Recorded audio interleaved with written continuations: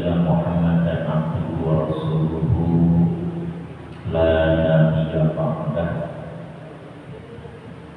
اللهم صل وسلم وبارك على سيدنا ونبينا محمد صلى الله عليه وسلم وعلى آله وأصحابه أجمعين. أما بعد، قال الله تعالى في كتابه الكريم: أعوذ بالله من الشيطان الرجيم. بسم الله الرحمن الرحيم. يا أيها الذين آمنوا لا تلهكم أموالكم ولا أولادكم عن ذكر الله ومن يفعل ذلك فأولئك هم الخاسرون. وقال أيضا: ما سلككم في سقر؟ قالوا لم نكن من المصلين ولم نكن نطعم المسكين. قال رسول الله صلى الله عليه وسلم: من يريد الله به خيرا يفقهه في الدين. صدق الله وصدق رسول الله صلى الله عليه وسلم. Dari Masjid Nurul Ilmi segenap jajaran kepengurusannya yang sama-sama kita hormati dan kita muliakan, guru kita Ustaz Irfan Maulana yang sama-sama kita hormati, seluruh jamaah sholat maghrib, taklim ba'da maghrib malam Kamis, yang mohon maaf tidak disebutkan satu persatu, namun insya Allah tidak mengurangi rasa hormat, takjub serta bangga, puji beserta syukur. Mari sama-sama kita haturkan kehadirat Allah Subhanahu wa Ta'ala. Kita bersyukur di kesempatan malam hari ini diberikan hidayah taufik inayah oleh Allah, kita bisa melaksanakan sholat maghrib berjamaah, melaksanakan salah satu kewajiban kita, taklim. Bahkan insyaallah nanti akan kita sambung dengan melaksanakan sholat isya berjamaah. Mudah-mudahan dari seluruh rangkaian ibadah yang kita laksanakan pada saat ini diterima oleh Allah Subhanahu wa Ta'ala, dan kita selalu ada dalam ridho Allah Subhanahu wa Ta'ala. Sholawat seiring salam semoga senantiasa Allah sampaikan pada Nabi besar Muhammad sallallahu alaihi wasallam beserta keluarga, para sahabat, para pengikut, yang kita berharap kepada Allah kelak yaumul qiyamah mendapatkan syafaat dari baginda Rasulullah sallallahu alaihi wasallam beserta keluarga kita, orang-orang tua kita, anak-anak kita. Mudah-mudahan mereka pun semua selalu ada dalam lindungan taufik dan hidayah dari Allah, dan kita semua mendapatkan syafaat dari baginda Rasulullah sallallahu alaihi wasallam.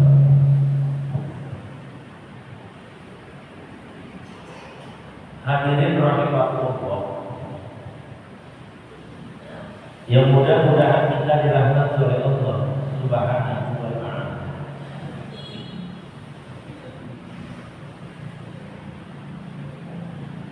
Salah satu tujuan kita mau menghadiri atau hadir di majelis ilmu, di samping kita melaksanakan terhadap perintah Allah dalam bentuk kewajiban fardu kifayah kita,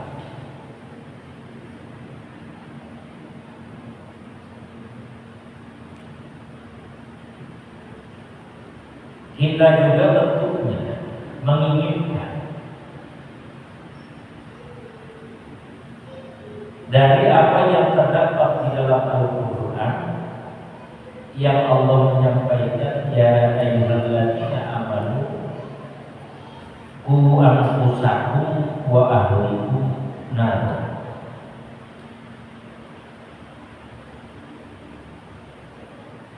Wahai orang-orang yang beriman, ya ayyuhalladzina amanu qu anfusakum, jagalah diri-diri kalian, wa ahlikum nar, dan keluarga kalian nar, dari siksa api neraka.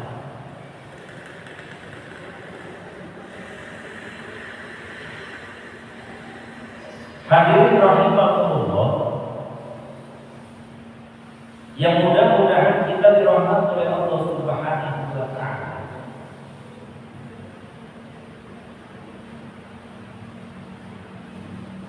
Dalam surat Nahl ayat 59,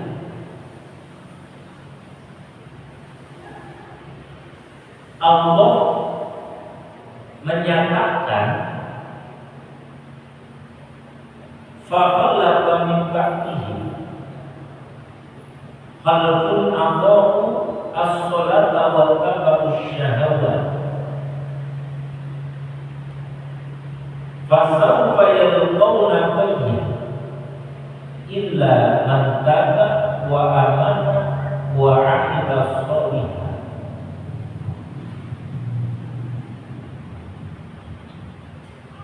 Ini sudah dipastikan oleh Allah Subhanahu wa ta'ala, فَخَلَفَ مِنْ بَعْدِهِمْ خَلْفٌ أَضَاعُوا الصَّلَاةَ.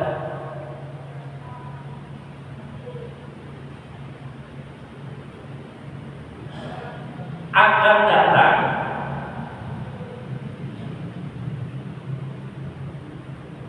generasi-generasi penerus min ba'dihim, setelah mereka,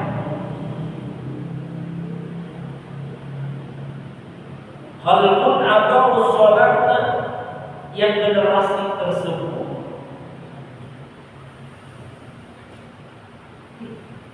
banyak yang melalaikan terhadap kewajibannya, yakni sholat lima waktu, wa tabaa'u syahawat, dan mereka lebih memperturutkan terhadap hawa nafsu saja. Fasawfa yalqawna ghayya, maka mereka pasti akan menemui terhadap kesesatan. Illa man taba wa amana wa 'amila sholihan, terkecuali bagi mereka yang mau bertobat kepada Allah, beriman, wa 'amila sholihan, dan mau melakukan amal soleh, mau melakukan terhadap amal ibadah.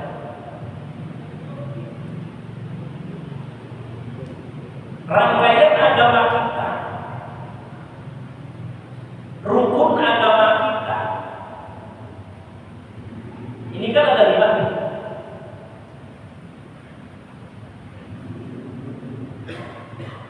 Yang pertama syahadat, kita simpan dan kita yakin kita iktikadkan dalam hati. Asyhadu an la ilaha illallah wa asyhadu anna Muhammadar Rasulullah. Artinya kita orang yang memiliki etika keyakinan beriman terhadap Allah dan Rasul akhir zaman, yakni baginda Rasulullah Shallallahu Alaihi Wasallam.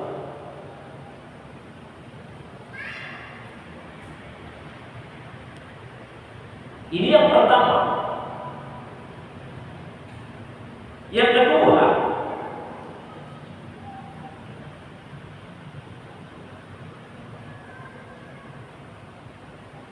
ada perintah dari Allah Subhanahu wa Ta'ala yang termasuk dalam rangkaian rukun agama kita, yang sholat.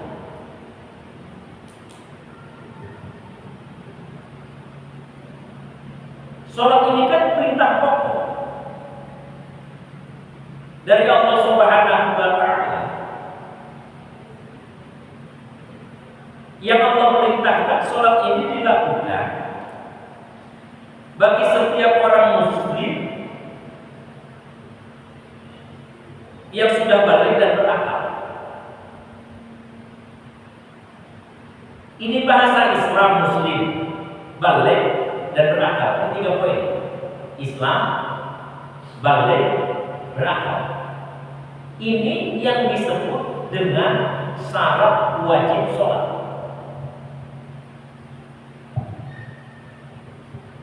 Kayak ini. Islam, balik, berakal. Ini termasuk ke dalam syarat wajib sholat.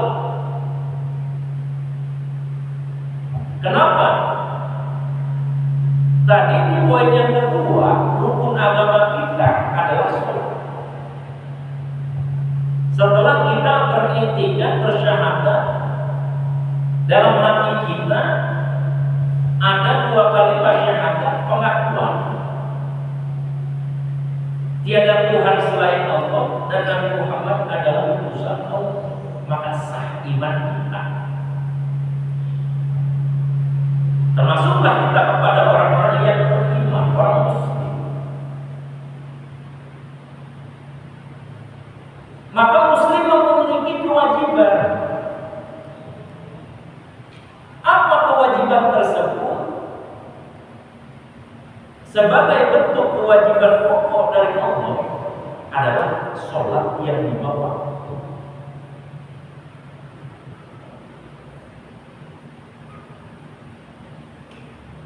Yang dihukumi oleh agama kita adalah kewajiban ataupun kefarduan.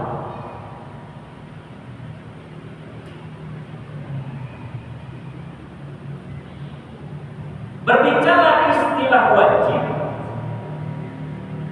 atau bahasa lainnya fardu, maka hal tersebut adalah pekerjaan yang harus kita kerjakan, yang harus kita laksanakan. Tidak boleh kita tinggalkan.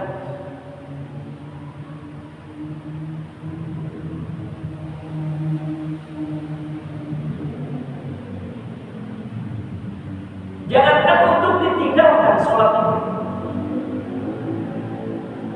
Dalam Al-Quran Allah menyatakan, fawailun lil musallin alladzina hum an sholatihim sahun. Kata Allah, celaka orang-orang yang melaksanakan sholat. Orang sholat celaka, siapa mereka? Alladzina hum an sholatihim sahun. Yang sholat tersebut ia anggap ringan, anggap remeh, ia lalaikan. Ada waktunya ia tunda-tunda, tanpa ada kebutuhan, tanpa ada sesuatu yang menjadi unsur syarat menunda-nunda sholat tersebut hanya karena malas atau kegiatan lain, sehingga sholat tersebut terkadang terabaikan waktunya, bukan pelaksanaannya, waktunya. Kalau terabaikan waktunya, sholat tersebut masih tetap sempat dia kerjakan, cuma terkadang waktunya sudah agak mundur, sudah agak terlewat. Bahkan terkadang seseorang melaksanakan waktu sholat itu di luar waktu sholat tersebut.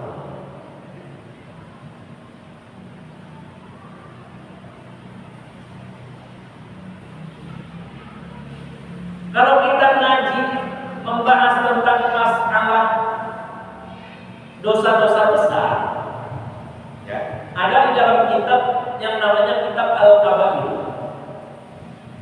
Nah, dalam kitab Al-Kabair itu dibahas ada 70 dosa besar.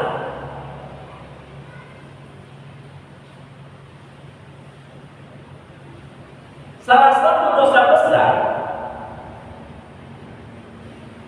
yang termasuk daripada 70 itu ada di poin atau di nomor urut yang keempat, yakni tarkus sholat, meninggalkan sholat.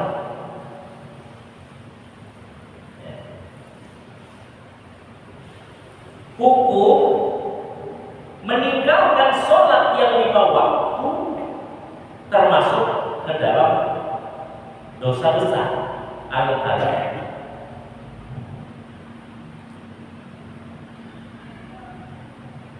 Kenapa? Sholat merupakan keperluan utama bagi orang mukmin, bagi orang muslim, yang sasarannya adalah orang Islam balik dan berakal.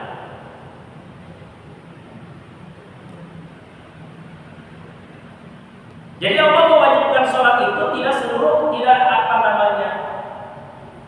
tidak terhadap seluruh orang Islam, tapi ada ketentuan khusus. Islam.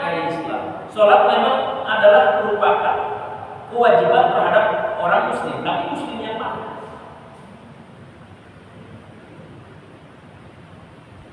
Muslimnya orang Islamnya yang sudah balik. Artinya kan anak-anak belum terkena kewajiban, yang belum balik untuk melaksanakan sholat yang 5 waktu, belum terhitung oleh perintah Allah. Adapun ketika orang tua menyuruh mengajarkan itu tarbiyah, dan memang agama menyuruh seperti itu untuk mendidik. Ketika anak belum balik, sudah diajarkan untuk melaksanakan sholat yang ayatnya termasuk ke dalam anfusakum wa ahlikum, bentuk tarbiyah. Ketika orang tua tidak memberikan pendidikan terhadap anak khusus tentang masalah sholat, walaupun secara dasar anak tersebut belum terkena kewajiban, maka kalau orang tua diam saja tidak mau memberikan pendidikan terhadap sholat tersebut, maka berdosalah orang tua. Walaupun secara kewajiban individu terhadap anak tersebut belum terkena kewajiban. Kenapa? Sebab kalau anak tersebut sudah masuk usia balik, kalau kita punya anak sudah balik, begitu dia masuk usia balik, itu bukan lagi usia dia untuk belajar tentang masalah sholat yang baik, tetapi sudah waktunya untuk mempraktekkan sholat itu sendiri dengan baik dan benar. Karena sudah terhitung Islam yang sudah balik dan berakal. Jadi kalau dalam bahasa fikih, seorang anak yang sudah masuk kepada usia balik itu, ya kalau perempuan rata-rata sudah datang bulan. Rata-rata anak perempuan datang bulan itu di sini di usia 9 tahun. Itu rata-rata anak perempuan ketika awal mula datang bulan di usia 9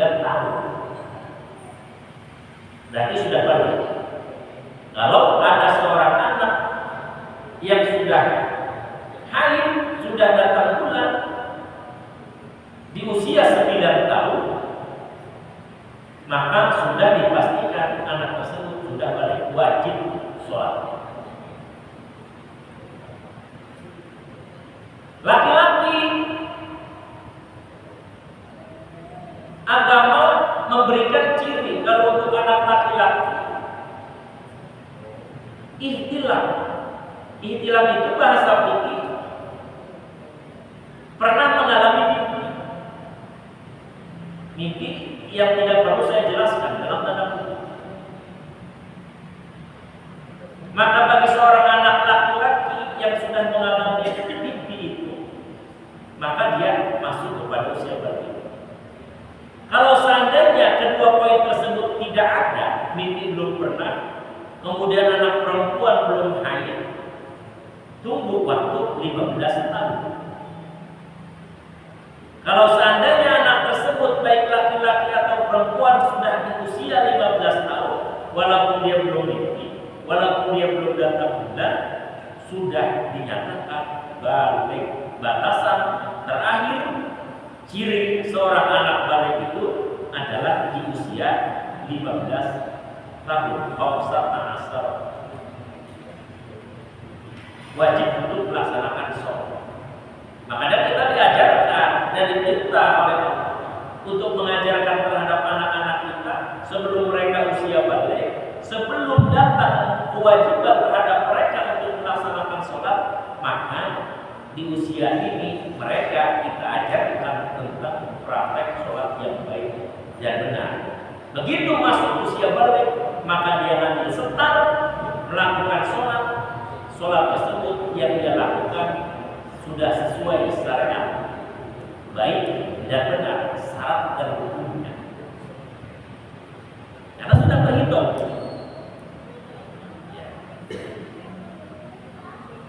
Tadi termasuk dosa besar adalah meninggalkan sholat yang lima waktu. Kita kembalikan kepada hukum fikih lagi. Kalau kita bahas tentang masalah tayammum, pengganti daripada kondisi kita kan bisa atau diperbolehkannya mengganti wudu dengan tayammum. Kan yang pertama tidak ada air. Satu nih. Kalau kita mau wudu nggak ada air, kita udah jauh ke sana kemari, kita tidak menemukan air, maka boleh tayammum.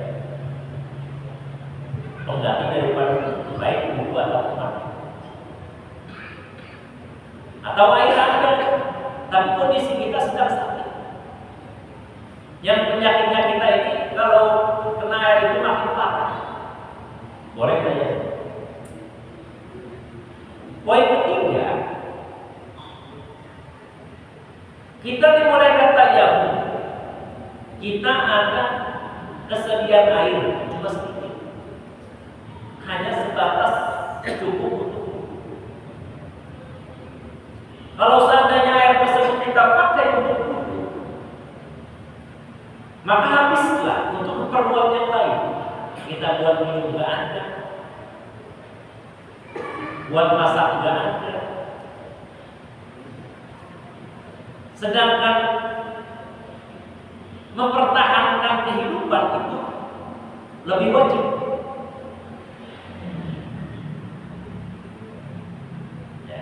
Ini kenapa saya bahas kemarin?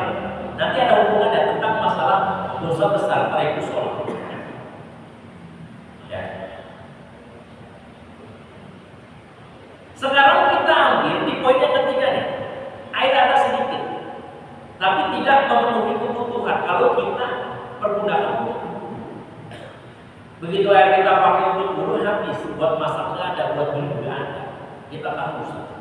Atau kita punya binatang kehausan, sehingga kalau sampai kehausan tersebut kita nggak kasih minum, binatang yang ada di sekitaran kita bakal mati, dosa kita. Kita punya kucing, misalnya mau kucing peliharaan atau kucing anggun ya, kucingnya liar. Dan musim kemarau mereka pada haus, kita ada air sedikit. Di kucing binatang kalau nggak minum dia bakal mati. Itu air yang sedikit kita pakai buat minum, maka berdosalah kita. Kalau sampai membiarkan mereka mati kehausan, kita gak rasa. Kenapa? Jangan digunakan air tersebut, karena pada kondisi seperti itu wudu masih bisa kita ganti dengan tayamum. Air juga asli, baik untuk diri kita dan juga haus keluarga kita, binatang. Ya. Nah, dalam bahasa tayamum yang ini, yang air sedikit, kalau kita gunakan air tersebut habis, yang menimbulkan kekhawatiran akan kehidupan makhluk yang lain, maka dalam bahasa ini yang disebut ada hayawan goer muhtaro, hewan-hewan yang tidak usah dikasih hormat, yang nggak usah disayang. Ya, ingat ya, bicara hewan itu bukan binatang saja, manusia pun termasuk hewan. Kalau kita ambil definisi masing-masing, hewan itu ya manusia, ya tumbuhan, ya binatang, itu termasuk hayawan, makhluk hidup. Jadi kan kalau manusia itu memiliki definisi tersendiri dari hayawan, al-insan, hayawanun natik. Jadi manusia itu adalah hayawanun natik, manusia ataupun hewan, makhluk hidup yang mampu berpikir. Itu definisi manusia, bagian daripada hewan.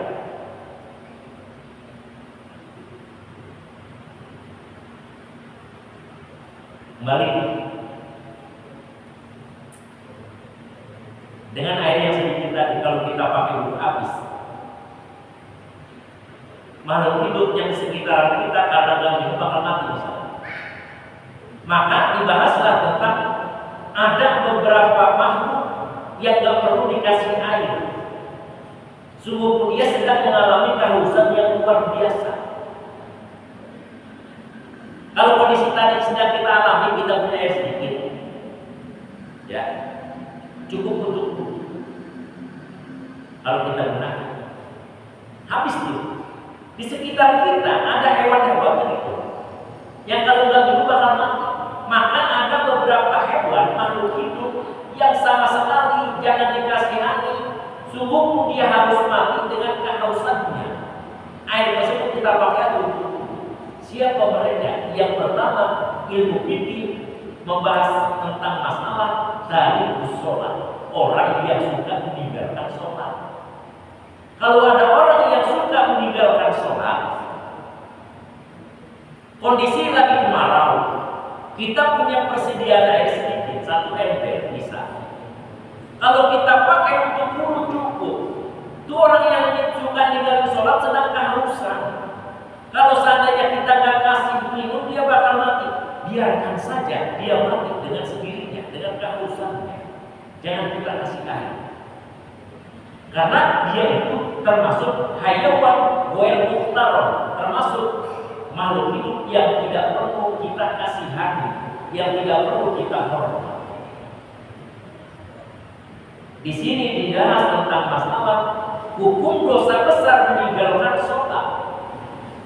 Kalau seandainya ada seseorang yang suka meninggalkan terhadap sholat yang lima waktu, maka kalau tadi kita mengalami kondisi seperti tadi itu, langka air, maka air tersebut sudah kita pakai untuk wudu atau kita habiskan untuk keperluan kita, dia jangan kita kasih, walaupun dia harus mati dengan hausnya.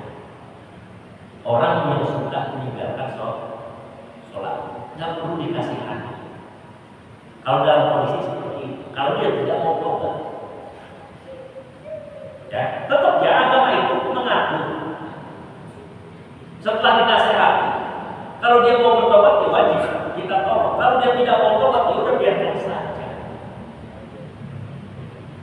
Ya. Satu yang nggak perlu dikasihani. Yang kedua, yang nggak perlu dikasihani walaupun dia harus mati kehausan. Al-qalbun aqul, anjing galak. Jadi kalau misalkan ada juga, karena kita suka lihat kalau di undang-undang itu musim kemarau ya kalau sakit aja, tahu nggak tuh bakal banjir ya. Kalau nggak kita kasih minum, jangan ya. Ini paham nggak? Tadi orang yang meninggalkan sholat, yang kedua anjing yang dah. Kan udah selevel tuh, tidak? Udah selevel ya? Antara orang yang suka meninggalkan sholat dalam bahasa ini, antara orang yang suka meninggalkan sholat dengan anjing galak yang sedang haus. Berarti kan satu ya, nggak perlu dikasih air. Jadi secara tidak langsung agama memposisikan antara orang yang suka meninggalkan sholat lima waktu dengan anjing yang galak. Saya nggak perlu sebut. Dia bisa dikatakan saking agama melarangnya untuk meninggalkan sholat yang lima waktu karena termasuk dosa besar.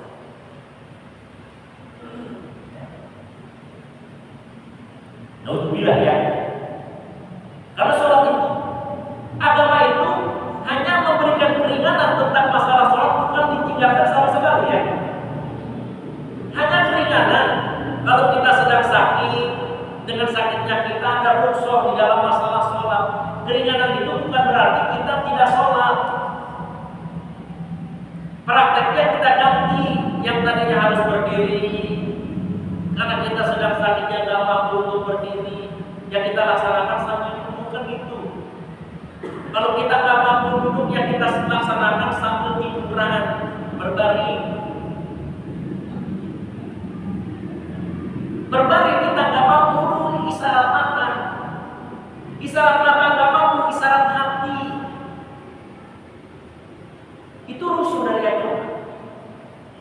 Kita sedang bepergian jauh. Ada rusuh dari agama, keringanan tentang sholat dilaksanakan orang yang dalam perjalanan, ada qasar, ada jamaah supaya dipermudah. Lagi nggak ada air, sholat kudu dilaksanakan dan sholat itu harus punya wudu, diganti dengan tayamum keringanannya. Bukan berarti sholat los aja kita tinggalkan, nggak bisa. Kalau untuk sholat kondisi seperti apapun harus kita laksanakan. Ya. Jangankan sehat, sakit pun tetap kita laksanakan dengan cara yang berbeda. Ya. Karena sama sekali nggak boleh ditinggalkan. Walaupun dalam fikih ada ujur sholat itu kita boleh melakukan sholat di luar waktunya. Itu pun sebabnya cuma dua, lupa dan ketiduran. Kalau kita betul-betul lupa, begitu ingat ternyata waktu sholat sudah habis. Udah di situ sholat kita qadha yang tadi belum kita kerjakan. Kita ketiduran. Begitu bangun waktu sholat sudah habis. Udah sholat tersebut kita qadha pada saat kita bangun. Bukan kita labaskan begitu aja, udah tinggal lagi misalnya, boleh dikerjakan. Nggak bisa sholat itu. Ya. Bahkan seandainya naudzubillah tentang masalah sholat. Kalau seandainya kan kalau ada orang kafir asli, ada orang kafir murtad. Kalau orang kafir asli, orang yang memang kafir dari kecilnya. Ya kafir bawaan dari kecil. Kemudian dia mualaf masuk Islam. Ada kafir bukan asli, kafir murtad. Muslim, kemudian dia keluar dari agama Islam, murtad, usia balik. Misalkan seseorang dari masih kecil muslim, kemudian sudah usia balik, kita misalnya kita ambil misalkan umur 30 tahun bisa, dia murtad keluar dari agama Islam. Ya, misalnya. Begitu selang beberapa tahun misalnya, di umur 35 atau umur 40 dia dapat hidayah lagi ceritanya. Masuk agama Islam lagi. Berarti selama kemurtadannya 10 tahun kan ya? Dari 30, usia 30 ke 40. 40 berarti kan 10 tahun untuk murtad. Nah orang yang murtad seperti itu, ketika dia masuk Islam lagi, maka selama kemurtadannya sholat yang pernah ia tunaikan itu wajib juga. Ya, wajib juga. Bayangin, 1 hari 5 waktu. Ya, 1 bulan kan 140 waktu. kalau dihitung 30 hari. Ya. Kali 1 tahun. Ya. Kalau misalkan tadi 1 bulan 150 waktu. Benar enggak 150 waktu? Benar ya? 5 kali 3. Kali 30, 150. Setahun itu berapa? Berapa ratus waktu? Ya. Kita kali 10 tahun, berapa ribu waktu? Itu kita harus penuhi. Kalau misalkan ada orang yang tadi itu muslim, kemudian murtad, dia muslim lagi, ada kewajiban untuk sholat. Tapi sholat tersebut tidak bisa ditinggalkan. Ya. Ini kan terkadang orang itu meninggalkan sholat ada beberapa sebab yang menyebabkan orang terkadang sholatnya lalai sehingga tertinggal. Ya.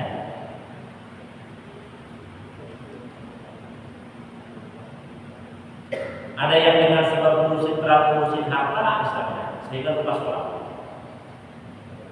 Ada yang ngurusin urusan tentang masalah pekerjaan sehingga sholat sampai terlupakan dan tertinggal. Ya. Ada yang ngurusin masalah dagangan, misalnya usaha jual belinya, sholat tertinggal.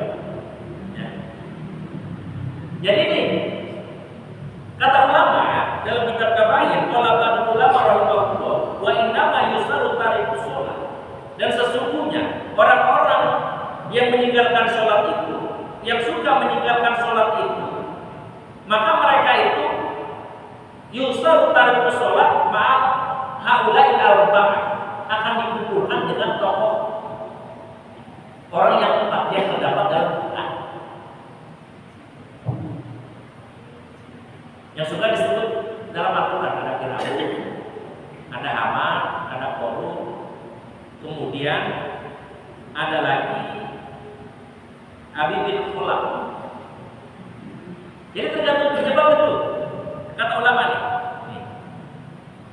Wa inna ma yusaru tariqus shalah ma'al haula'il arba'ah li'annahu inna ma yastaqilu anis sholati bimalihi, karena sesungguhnya rata-rata orang tersebut suka meninggalkan sholat tergantung waktunya bimalihi, dengan harta, sibuk ngurusin harta. Kedua, bimulkihi, kekuasaannya, kerajaannya, jabatannya, biwizarati, perdagangannya, ya, au biwijaratihi, pelayanannya, au bitijaratihi, dengan perdagangannya. Maka kata ulama, ya, kata ulama nih, fa in istaghala bimalihi, kalau seandainya ada seseorang yang suka selalu meninggalkan sholat dengan kesibukan harta sehingga sholat tersebut tertinggal, maka orang tersebut husira ma'aqarun, nanti di akhirat akan dikumpulkan oleh Allah dengan si Qarun. Qarun kan orang yang banyak harta dulu. Saking banyak hartanya dia merasa itu hasil usaha sendiri sehingga kita zakat dia nggak mau. Maka bagi orang yang selalu sibuk dengan harta kemudian dia nggak sholat, maka di akhirat beserta Qarun. Singkat langsung. Ada orang yang sibuk dengan jabatannya sehingga lupa sholat tertinggal, maka bimulki husira Firaun, yang itu dikumpulin sama Firaun. Kalau ada pejabat nih dengan jabatannya dia lupa sholat, nggak mau sholat, nanti dikumpulin di akhirat Firaun. Ada lagi orang yang sibuk dengan aktivitas yang diberikan kepercayaan oleh bosnya, maka orang tersebut akan dikumpulkan dengan si Haman. Haman itu penasehat Firaun. Ya. Ada lagi orang yang sibuk dengan perdagangannya, jual belinya, kadang lupa sholat. Maka kalau masuk neraka orang tersebut akan dikumpulkan dengan siapa? Dengan orang yang bernama Ibnu bin Abi Khalaf. Dia itu adalah pedagang kafir dulu di kota Makkah. Ya, alhamdulillah. Ya. Maka apapun profesi kita, jabatan kita, ya sholat mah. Ini memang kewajiban muslim, kan seperti itu. Ya, tetap harus kita laksanakan dalam kondisi seperti apapun. Ya, nah ini karena meninggalkan sholat secara sengaja adalah merupakan salah satu daripada dosa besar. Ya, dari situ kita harus bertobat. Kalau kita pengen Islam, kita menyesal dan kita lakukan amal-amal soleh ila mantaba wa amila soleh. Maka insya Allah kalau seandainya kita meninggalkan sholat yang 5 waktu, kemudian kita bertobat, kita berusaha untuk mengkodok sedikit demi sedikit, maka kita termasuk orang yang mantaba wa amila soleh. Insya Allah kita akan tetap selamat dan masuk ke dalam ya. Itu mungkin karena waktu saya sudah masuk ya, mudah-mudahan ya dari awal kita melaksanakan sholat dan kita balik sampai saat ini ya, mudah-mudahan sholat kita diterima oleh Allah Subhanahu wa taala. Kita punya tertinggal di sedikit-sedikit kalau kita ada waktu kita kodok ya. Kalau pernah kita meninggalkan sholat, mau kita ini ataupun tidak, usahakan kita mengkodoknya. Walaupun kita nggak ingat sholat apa, udah kita kodok isya, kodok subuh, kodok asar misalnya. Ketika kita ada waktu, silakan. Jangan sampai ada sholat yang tertinggal yang tidak kita bagian tertentu. Demikian, mohon maaf. Mudah-mudahan ada manfaatnya. Assalamualaikum